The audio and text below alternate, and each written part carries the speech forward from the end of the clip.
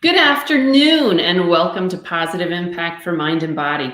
I'm Nicole Fevrier Davis. I'm your psychic trainer, and I am just so happy to be here with you today. I had a little revelation this morning as I was seriously contemplating so many things in my life. I'm sure you've been there yourself, right? I found out about a month and a half ago that we had to find a new place to live. That was very stressful. I had some identity theft. And I know who you are, you out there. And I had my doubts, my worries about my cat who had emergency surgery over the winter. So, there's a lot going on. It could very well be, all of our stories. We're all in the same boat. We're all kind of like working out details in our lives that, this wonderful astrological time has brought to us. And I was thinking about how I really, really love my workout, but I want to be serious about it. It's getting all serious. I got to lift these weights and I have to do that. And I want to get into my slide again. I love sliding. And as I started working out, I was listening to different motivational speakers. I don't know about you. That's like my favorite thing to do in the morning.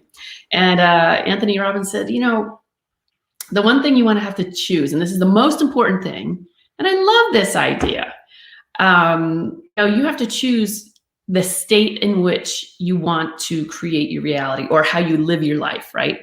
So the state, think about that state. What does that state mean? What does it imply? So the state means like your general well-being on a day-to-day basis. Like, are you living in a place of anger all the time? Or are you living in a place of fear all the time? Are you living in a place of joy all the time? And it started to get me to think a little bit as I progressed my workout. I had a session in between. I did two 40-minute slots workout today because I couldn't do it all at once. I had a client in between. And I wanted to get some oblique work and serratus anterior work, so that it starts to shape the waistline a little bit. And I also wanted to get some low back in and glute work. Now, if you go to a gym regularly, you're familiar with not just the Roman chair, but the other piece of equipment that holds your ankles. And then there's a buffer that you can rest your hips on. So you could do those movements. You could lift up. Oh, look at those biceps. Woo! You could do the oblique lifts and you could do back extension and all that stuff. You could do leg extension. And it's very, very good to tone and tighten all those muscles, like I said, the serratus anterior, the obliques, part of the lats, or as well as the abs and the glutes, and it's just a really wonderful workout. So I was getting all serious, and I'm like, oh yeah, I've got to do this. But where am I going to do it? So I had this balance ball, and I pulled the balance ball out, and I'm like, yeah, that's right, I know how to do this. I've used this before, and I proceeded to like roll around and resemble something like a beached whale for a few minutes. And then I realized, you know what? This is hysterical. I just started laughing at myself because, I do take my workouts seriously, but it doesn't have to be every single day that you're, nose to the grindstone, working hard. I find, especially in my family, we were all kind of raised workaholics. We were all raised to be very focused on our attention and to go after that goal until it's done. And sometimes that goal isn't in a day. Sometimes that goal takes 2 days or 5 days or a week or a month. So for that month, we're really, really serious people. We're really honed in and focused on creating that thing. And it just occurred to me that, I hadn't actually, excuse me, I hadn't actually had a chance to laugh in, I want to say, like 3 or 4 months. I mean, real laugh, huge belly laugh with like your sides, your stomach, everything's killing you the next morning because you were laughing so hard the night before, that kind of laugh. So I just went with it. My body felt better after I tried to, and you'll see, I'm going to post this video on Instagram and you'll see what I'm talking about. And you can follow me at Nicole's MBM on Instagram. But when I was laughing, I thought, this is almost just as effective as the workout that I was trying to get in. So it was a bit of information in my own mind and body that I really need to loosen up a little more. And I don't know if you feel the same, if you have the same issue, if you're a workaholic, maybe this is your calling card now, to go see your favorite comedian. I think some of these venues are open now. And if it's not that, think about your favorite actor or actress or comedian that, has a movie out, and watch it again. I know you've probably seen it 4 or 5 times, but watch it again and get a really good laugh in with people that you love. And I know that, you've heard of the benefits before, but let's count them down anyway.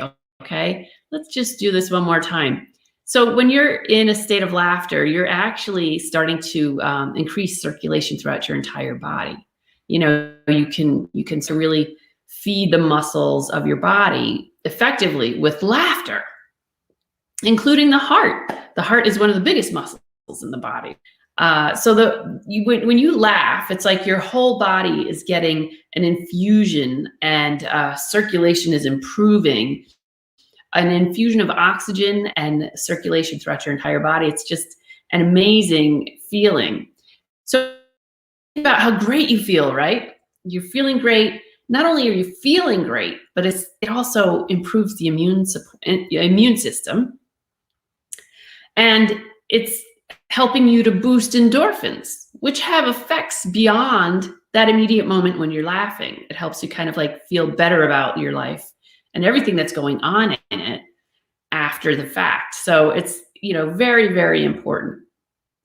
There's some that'll say, it helps you burn calories, improves your ability to burn calories. I did, for a long time, I taught a class. It was a step class, and that was, like in the 80s. Am I showing my age? Oh, it was like in the 80s and 90s.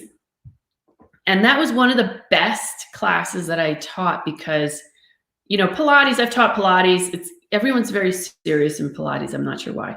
But in the step classes or like in cardiovascular classes, spin, cycle, slide. I used to teach a slide class that was like 45 minutes long. One of the best things that came out of all of those classes was a sense of humor, and I think being stuck inside all the time, if you're like me and you're on Zoom call after Zoom call and you're trying to just keep up with your clients or, meetings or whatever, sometimes we tend to lose that sense of humor. So I go back to, I love being in groups for that very reason, because you get to kind of experience your sense of humor again. And interact with one another. But that being said, it also, I've heard of this study before. I'm just kind of like reviewing what this one article says, but there are also many people that say that, including a study that was done in Norway, that people live longer when they laugh. And I tend to believe that, if you have a sense of humor about life and your circumstances and what's going on in your life and your circumstances, then more than likely you're going to feel less stressed about it and you will live longer. I find that more often than not, I am personally attracted to people who are funny. No? Have you ever been not like someone who is funny? Only the really crass ones I'm not really into, or, if they're trying to be really tough or be dramatic. I like the genuinely funny people. And so those are some of the main reasons why you should actively look for reasons to laugh and just have a good time. Now, that's not to say, sarcasm has a place in your health and well-being. Sarcasm is a different thing, right? Sarcasm is the thing that helps you cover up bad feelings and emotion. Genuine laughter from a place of authentic, entertaining value is more powerful than just attempting to laugh for the sake of laughing. I also don't really believe in fake laughter. like forcing yourself to laugh. I believe in experiencing things that are humorous, maybe even disarming in a way. But if you're looking for a good laugh and you've never used a balance ball, that's the one. That's the one to do it, because no matter what position you get on a, it's going to look funny to yourself. I've also done a lot of, I've taken my kids to trampoline parks and things like that. And that's hysterical. That's a lot of fun. But you want to find things and activities that engage your mind and body on a fun level like that. If you don't like to work out, if working out is a real trauma to you, if you don't have that experience of enjoying physical activity, of loving sweat, of loving the strain and muscle ache and things like that, then find something that you do enjoy. And like I said, the Bosu ball is also a fun one. If you turn that upside down and try to do some squats on it, I'll have to demonstrate that one day. Actually, that's a lot of fun, and it's not that hard. People think it's really hard, but it's not that hard. But balancing is a lot of fun. It can be funny, and it's excellent for your mind and body because it helps to regulate and balance both left and right hemispheres as you're maneuvering to maintain balance. But that being said, I wish you happy laughter today. And I'm also going to say that next week is kind of exciting for me, and I hope you find it exciting as well. So I have been a huge admirer of sacred geometry for a while. Didn't really, and I still don't, honestly, I'll be honest with you. I still don't quite understand why this is coming into my life or how much it has to do with spirituality. I do know that there is some synchronistic information about the Kabbalah, about Merkaba, about sacred geometry in that way. Beyond that, I'm not so sure. I don't know that much about it.